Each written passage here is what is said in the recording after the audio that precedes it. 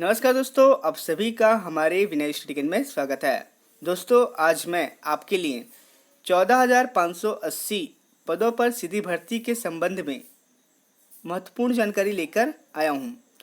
दोस्तों, लोक शिक्षण संचालय छत्तीसगढ़ द्वारा जो है एक पत्र जारी किया गया है। दोस्तों, उस पत्र का जो संदर्भ है वो है छत्तीसगढ़ शासन स्कूल शिक्षा विभाग मंत्रालय महानदी भवन अटल नगर नवा रायपुर का आदेश क्रमांक F1222/2020 20/2 दिनांक 15/9/2020। दोस्तों, विषय अंतर्गत संदर्भित पत्र का अवलोकन करें। संलग्न पत्र में नियुक्ति हेतु जो प्रक्रिया अपनाई जानी है उसका विस्तृत उल्लेख किया गया है। जी हाँ दोस्तों, इस पदों पर जो नियुक्ति किया जाना है उसके संबंध में जो भी प्रक्रिया जो है अपनाई जानी है उसके संबंध में जो है यहाँ विस्तृत उल्लेख किया गया है। उसके बाद ही जो है आपको जो है नियुक्ति पत्र जारी किया जाएगा। ठीक है दोस्तों, देखते हैं कि क्या जो है प्रक्रिया अपनाई जानी है। निर्देशानुसार प्रावधिक चयन सूची जारी करने उपरांत अभ्यर्थियों को पंजीकृत डाक से सूचना भेजनी है। इस सूचना में प्रावधिक चयन सूची में शामिल प्रत्येक अभ्यर्थी को अपने मूल प्रमाण पत्र दस्तावेजों के साथ नियोक्ता कार्यालय में नियत तिथि एवं समय पर उपस्थित होने हेतु दी जानी है। दोस्तों, सूचना पत्र जारी होने के कम से कम 20 दिनों के बाद का समय उपस्थिति हेतु दिया जाना है। ठीक है दोस्तों, नियोक्ता द्वारा अपने कार्यालय में अभ्यर्थियों को बुलाते समय कोविड-19 महामारी के संक्रमण की रोकथाम हेतु भारत सरकार एवं राज्य शासन द्वारा समय समय पर जारी दिशा निर्देशों का पालन करना सुनिश्चित करना है। प्रत्येक अभ्यर्थी मास्क पहने हुए हो, सैनिटाइजर की व्यवस्था हो, 2 अभ्यर्थियों के बीच मापदंड अनुसार न्यूनतम 2 गज की दूरी रखना अनिवार्य है। अतः आपको प्रतिदिन 2 पालियों में अधिकतम 15-15 अभ्यर्थियों को आमंत्रित करना होगा। इसी आधार पर अभ्यर्थियों को पंजीकृत डाक से सूचना भेजनी होगी। जी हाँ दोस्तों, इसका जो सूचना जो है आपको डाक के माध्यम से प्राप्त होगी। अभ्यर्थी जब मूल अभिलेख के साथ कार्यालय में उपस्थित होंगे तब उनसे निर्धारित प्रारूप में पुलिस वेरिफिकेशन फॉर्म भरवाना है और इस हेतु पूर्व से पर्याप्त संख्या में फॉर्म जो है कार्यालय में रखना होगा। जिन अभ्यर्थियों के दस्तावेज विज्ञापन में निहित प्रावधानों के अनुसार सत्यापित पाए जाते हैं उनको संदर्भित पत्र में दिए गए निर्देश बिंदु 6 के अनुसार लिखित सूचना दी जानी है। संपूर्ण प्रक्रिया पूर्ण होने के उपरांत संबंधित नियुक्तिकर्ता अधिकारी द्वारा इस कार्यालय से नियुक्ति आदेश जारी करने हेतु अनुमति प्राप्त करना होगा। नियुक्ति आदेश जारी करने के पूर्व संदर्भित पत्र में उल्लेखित बिंदु 8 पैराग्राफ 2 और 3 में दी गई शर्तों का जो है कड़ाई से पालन करना होगा। दोस्तों, इसमें जो है आदेश हम देखते हैं। छत्तीसगढ़ शासन स्कूल शिक्षा विभाग मंत्रालय महानदी भवन अटल नगर नया रायपुर द्वारा आदेश पत्र। दोस्तों, लोक शिक्षण संचालय से विभिन्न संवर्गों के शिक्षकों की नियुक्ति के लिए व्यापम द्वारा परीक्षा आयोजित कराई गई थी, जिसमें विभिन्न संवर्ग के कुल 14,580 शिक्षकों के रिक्त पदों पर नियुक्ति की जानी थी। व्यापम द्वारा आयोजित परीक्षा के परिणाम 30 सितंबर 2019 एवं 22 नवंबर 2019 को घोषित किए गए थे। व्यापम द्वारा जारी की गई प्रावीण्य सूची के आधार पर नियुक्तियां की जानी थी।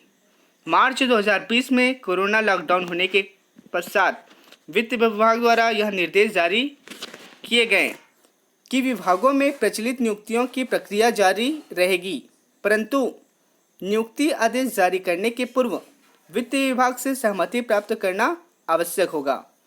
तदनुसार वित्त विभाग को प्रकरण सहमति हेतु भेजा गया था।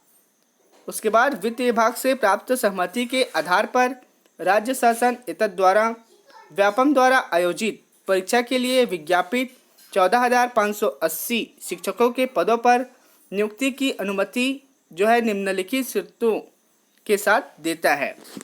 दोस्तों देखते हैं इनकी जो शर्तें हैं वो क्या हैं। पहला है, प्रत्येक नियुक्तिकर्ता अधिकारी के द्वारा व्यापम की प्रावीण्य सूची के क्रम में विज्ञापित पदों की संख्या के अनुसार प्रावधिक चयन सूची जारी की जाएगी।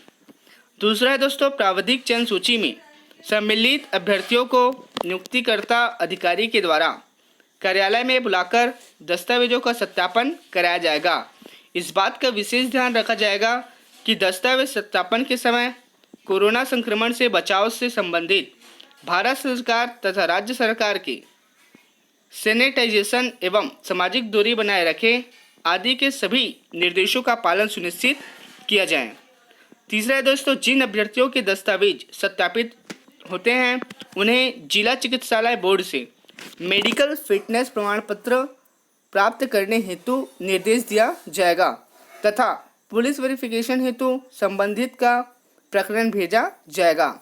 जी हाँ दोस्तों, जिन अभ्यर्थियों के दस्तावेज सत्यापित होते हैं उन्हें जिला चिकित्सालय बोर्ड से मेडिकल फिटनेस प्रमाण पत्र प्राप्त करने हेतु निर्देश दिया जाएगा तथा पुलिस वेरिफिकेशन हेतु संबंधित का प्रकरण भेजा जाएगा। इसके बाद दोस्तों चौथा है, प्रावधिक चयन सूची में शामिल प्रत्येक व्यक्ति को दस्तावेज सत्यापन के लिए नियुक्तिकर्ता अधिकारी के कार्यालय में सभी दस्तावेज सहित निश्चित तिथि एवं समय पर उपस्थित होने के लिए सूचना पत्र पंजीकृत डाक से भेजा जाएगा। उपस्थिति का दिन सूचना पत्र जारी होने के कम से कम 20 दिन बाद रखा जाएगा। यदि किसी कारणवश कोई अभ्यर्थी निश्चित दिनांक को उपस्थित न हो सके तो वह नियुक्तिकर्ता अधिकारी के समक्ष लिखित आवेदन प्रस्तुत करके किसी अन्य दिन उपस्थित होने का अनुरोध कर सकेगा। यदि ऐसा अनुरोध उपस्थिति के लिए निश्चित तिथि से 10 दिन के भीतर प्राप्त होता है तो नियुक्तिकर्ता अधिकारी उस अभ्यर्थी के दस्तावेज सत्यापन के लिए कोई अन्य तिथि निश्चित कर सकेगा। जिन अभ्यर्थियों के दस्तावेजों का सत्यापन नहीं होता है अथवा जो अभ्यर्थी सूचना प्राप्ति के बाद भी दस्तावेज सत्यापन के लिए उपस्थित नहीं होते हैं उन्हें लिखित रूप से सूचित किया जाएगा कि विज्ञापन में निर्धारित मापदंडों के अनुसार दस्तावेजों का सत्यापन नहीं होने के कारण उन्हें नियुक्ति के योग्य नहीं पाएगा तथा ऐसे अभ्यर्थियों का नाम प्रावधिक चयन सूची से काट दिया जाएगा। ध्यान रहेंगे दोस्तों, ऐसे जो अभ्यर्थी हैं उनके नाम जो है प्रावधिक चयन सूची से काट दिया जाएगा।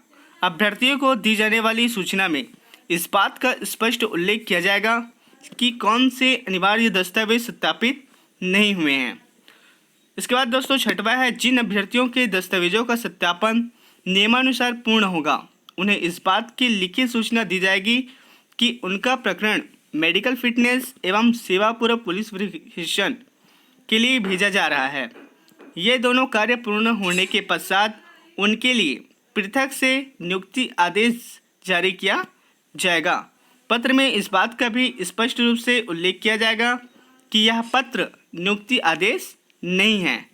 जी हाँ दोस्तों, आप जो है इसे नियुक्ति आदेश नहीं मानेंगे।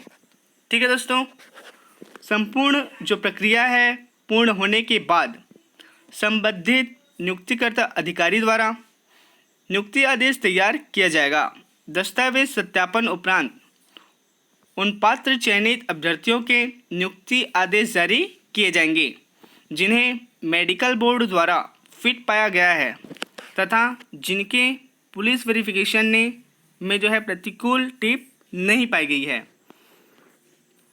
ऐसे कुछ अभ्यर्थी को जो है आदेश जारी किए जाएंगे। ठीक है दोस्तों, आठवां है, नियुक्ति आदेश प्रत्येक चयनित अभ्यर्थी के लिए पृथक पृथक जारी किए जाएंगे एवं नियुक्ति आदेश में यह स्पष्ट रूप से उल्लेखित होगा कि इनकी वरिष्ठता व्यापम द्वारा जारी प्रावीण्य सूची के क्रमानुसार रहेगी।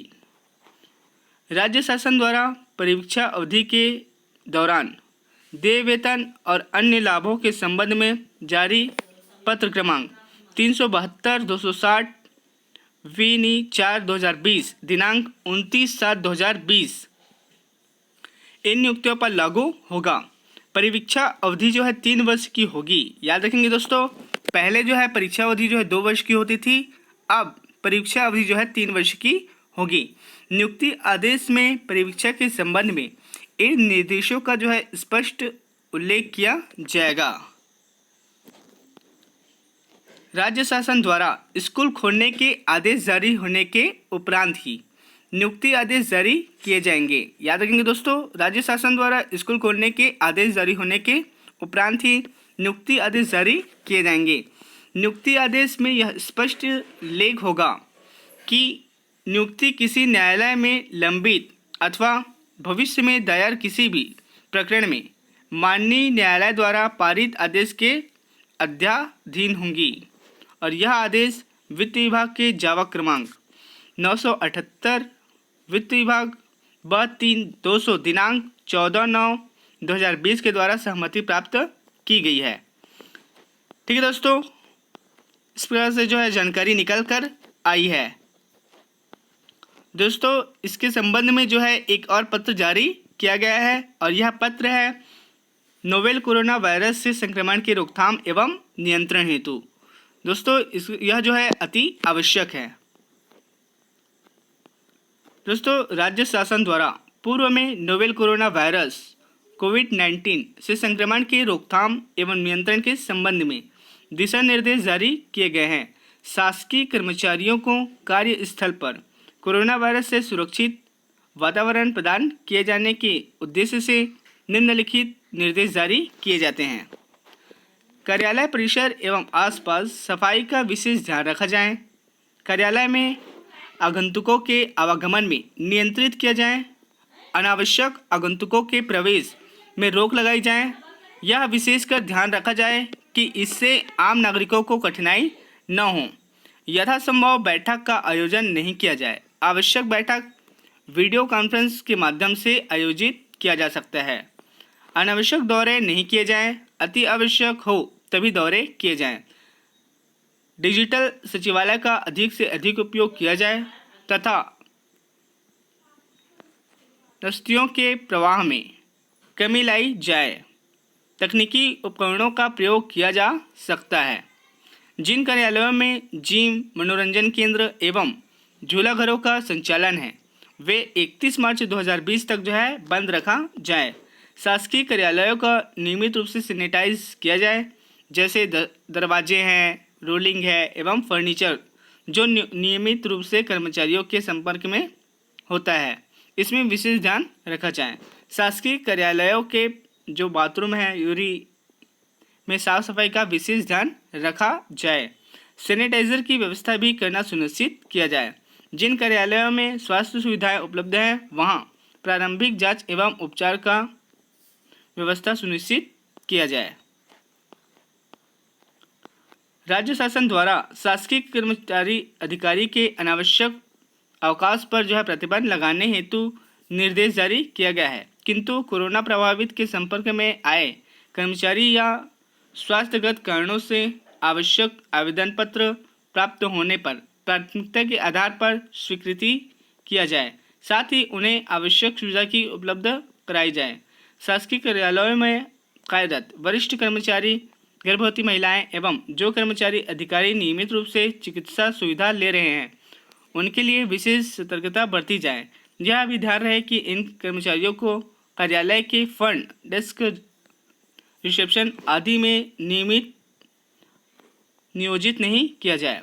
भारत सरकार द्वारा जारी क्या करे क्या ना करे निर्देश की प्रति जो है संलग्न कर भेजा जा रहा है, जिसका जो है पालन करना सुनिश्चित किया जाए और इसे जो है सर्वोच्च प्राथमिकता देवें।